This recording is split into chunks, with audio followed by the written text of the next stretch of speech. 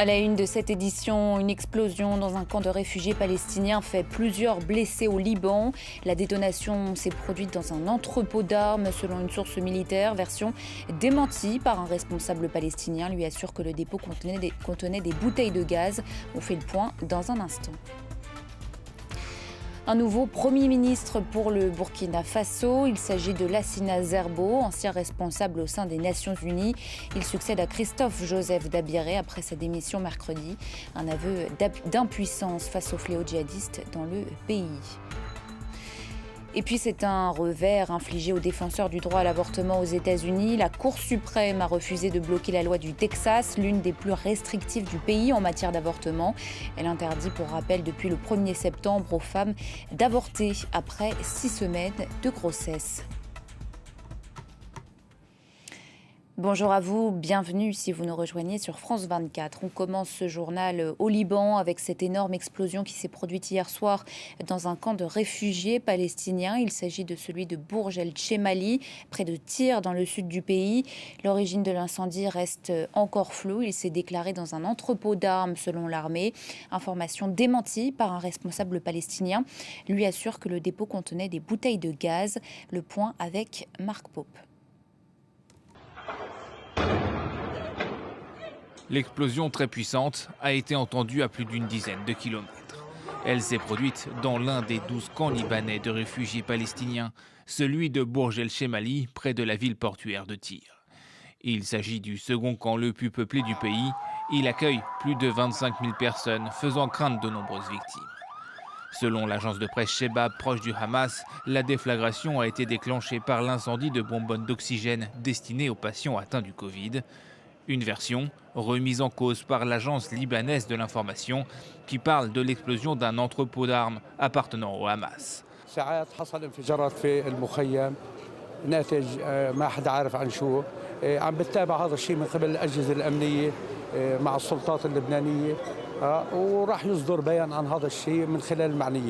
Ce camp, comme les autres, est en effet considéré comme une exclave autonome où les autorités libanaises ne peuvent intervenir. Le Hamas y aurait pignon sur rue. Selon des sources locales, l'incendie a été maîtrisé et toute la zone a été évacuée. C'est avec 15 ans d'avance que la France a décidé d'ouvrir ses archives sur la guerre d'Algérie, archives longtemps classifiées sur les enquêtes judiciaires et de police. Le sujet reste toujours extrêmement sensible. L'objectif affiché et revendiqué par l'exécutif est, je cite, de regarder la vérité en face. Réelle nouvelle étape ou pas, Diane Schallinger. Il devait rester fermé, même aux historiens, pour encore 15 ans. Ces milliers de dossiers vont bientôt être accessibles et révéler leurs secrets, parfois sanglants. De quelles archives s'agit-il exactement? Ce sont les enquêtes judiciaires de gendarmerie et de police sur des faits commis en Algérie comme dans l'Hexagone pendant la guerre entre 1954 et 1962. Des enquêtes menées à l'époque dans la plus grande opacité. Il faut dire que les affaires de police judiciaire étaient confiées à l'armée française, surtout pendant la bataille d'Alger. Donc, bien entendu, on va pouvoir avancer sur la connaissance, disons, des perquisitions, arrestations, filatures, et bien entendu sur toute une série de brutalités, d'exactions qui ont pu être commises, etc. Un devoir de transparence, c'est une démarche amorcée par le gouvernement français depuis plusieurs années. Ce sont d'abord les archives sur la répression meurtrière de la manifestation du 17 octobre 1961 qui ont été dévoilées. Puis en septembre 2018, Emmanuel Macron a reconnu que le militant de l'indépendance algérienne, Maurice Audin, avait bien été torturé et exécuté par l'armée française. Selon les autorités, permettre l'accès à ces archives, c'est avoir le courage de regarder l'histoire en face. Je crois que c'est un travail de vérité indispensable et je veux qu'il se fasse dans l'apaisement. Et je pense que nous en sommes capables. Y a-t-il des visées diplomatiques? Les relations franco-algériennes, toujours délicates historiquement, se sont fortement crispées ces derniers mois. Mercredi, Jean-Yves Le Drian a rencontré le président algérien pour tenter d'apaiser la situation, renouer des liens de confiance. L'annonce de l'accès aux archives s'inscrit clairement dans cet agenda. De leur côté, plusieurs historiens algériens ont appelé leurs dirigeants à ouvrir également leurs archives nationales. Autre titre de l'actualité de ce samedi, au Burkina Faso, il aura donc fallu 48 heures pour qu'un nouveau Premier ministre soit nommé. Lassina Zerbo, c'est son nom, ancien responsable onusien chargé de l'interdiction des essais nucléaires. Un homme peu connu des Burkinabés à qui reviendra l'immense tâche de rassembler le pays. Marc Pope.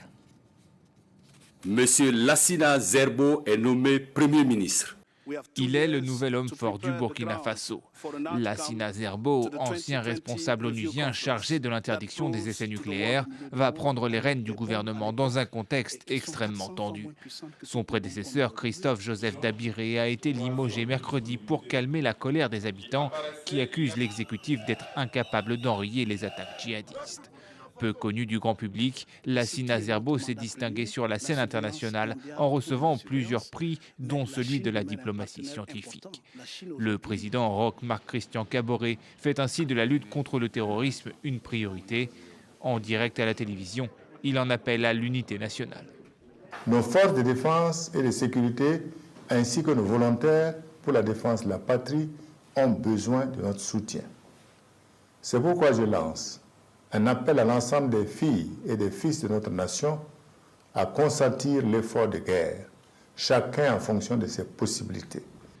Un effort dont les contours restent encore à préciser, mais qui a pour but d'impliquer tous les Burkinabés dans cette guerre. Depuis 2015, le Burkina Faso est confronté à des violences récurrentes, attribuées à des groupes armés djihadistes affiliés à Al-Qaïda et au groupe État islamique. Des attaques qui ont fait au moins 2000 morts et poussé près d'1,5 million d'habitants à fuir. La dernière date du 14 novembre dernier. Des hommes armés ont attaqué un commissariat à Inata dans le nord du pays, faisant au moins 57 morts, dont 53 gendarmes. Autre image de l'actualité, la première visite du chancelier allemand à Paris, juste avant la prise de fonction d'Emmanuel Macron à la tête de l'Union européenne pour les 6 prochains mois. Après Angela Merkel, il va falloir trouver le chemin du couple franco-allemand avec Olaf Scholz. Europe souveraine, solidité des finances, crise en Ukraine, autant de défis auxquels les deux dirigeants veulent s'attaquer à deux. Céline Bay. Une coopération franco-allemande infaillible.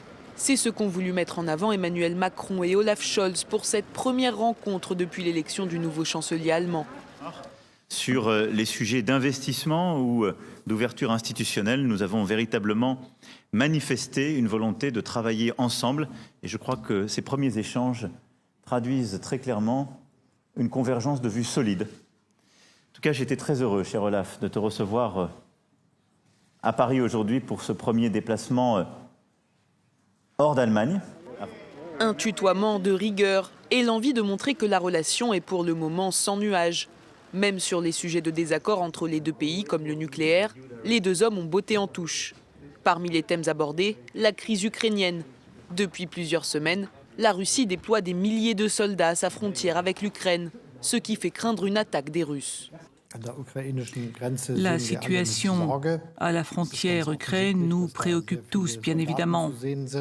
On y voit beaucoup de soldats et il est tout à fait normal que nous en parlions. Nous allons actionner des leviers et nous pourrons continuer à poursuivre notre coopération dans le cadre du format Normandie. Olaf Scholz et Emmanuel Macron doivent rencontrer le président ukrainien la semaine prochaine. Le chancelier allemand et le président français ont également évoqué durant leur rencontre le plan de relance économique européen de 750 milliards d'euros.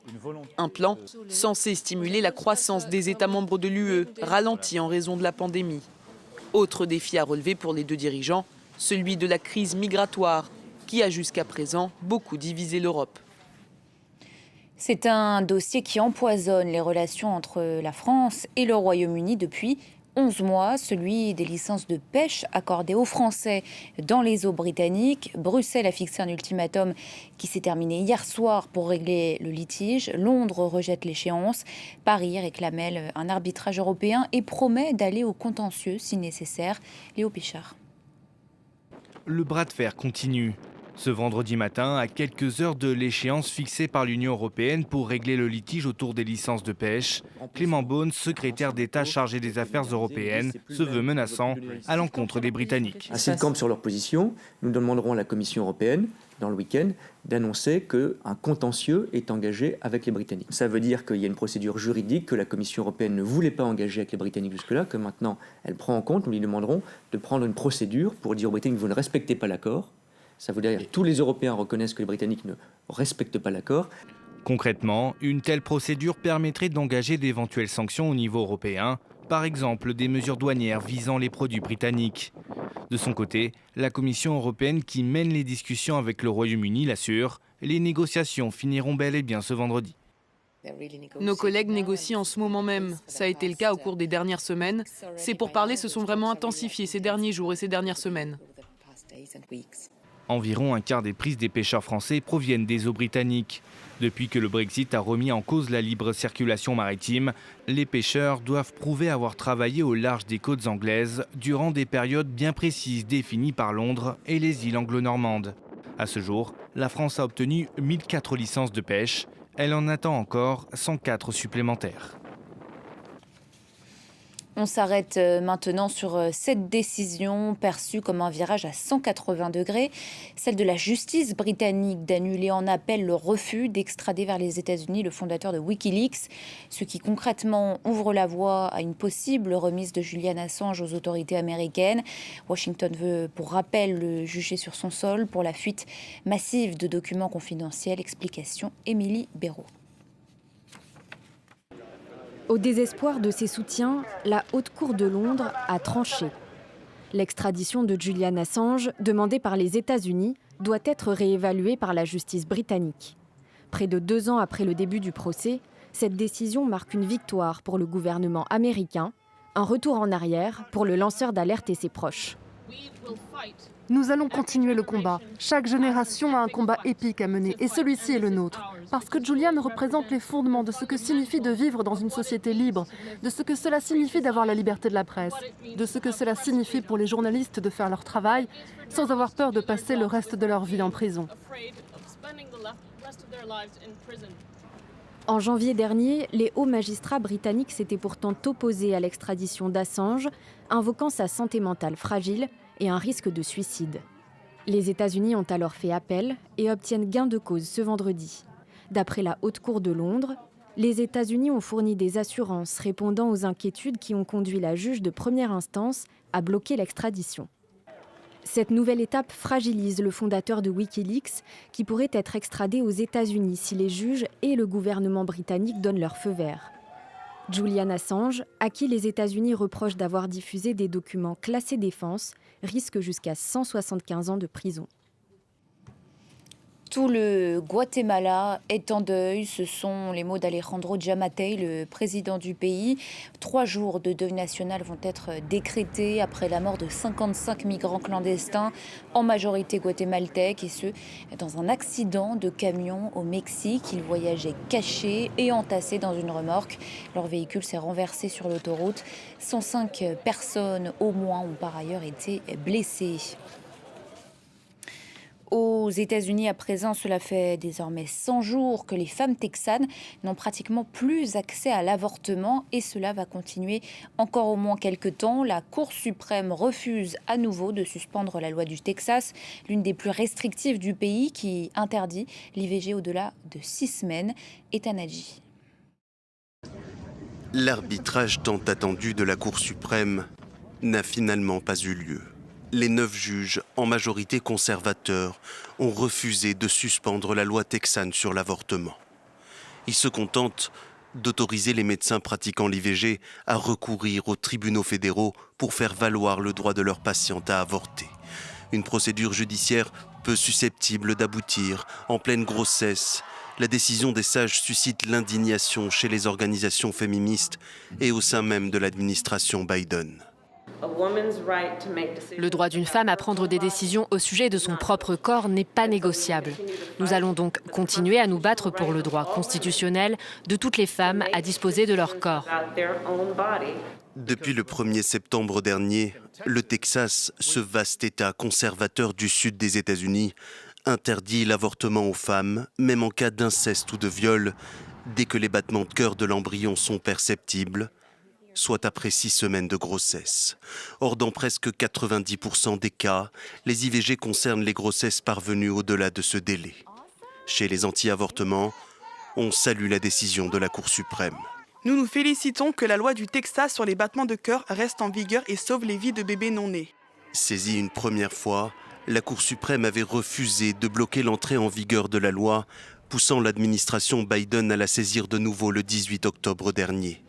Une bataille judiciaire à l'œuvre dans d'autres États comme le Mississippi, alors que le droit à l'IVG est pourtant garanti depuis 1973 par l'arrêt Roe v. Wade, tant que le fœtus n'est pas viable vers 22 semaines de grossesse. Fin de ce journal, à très vite sur France 24.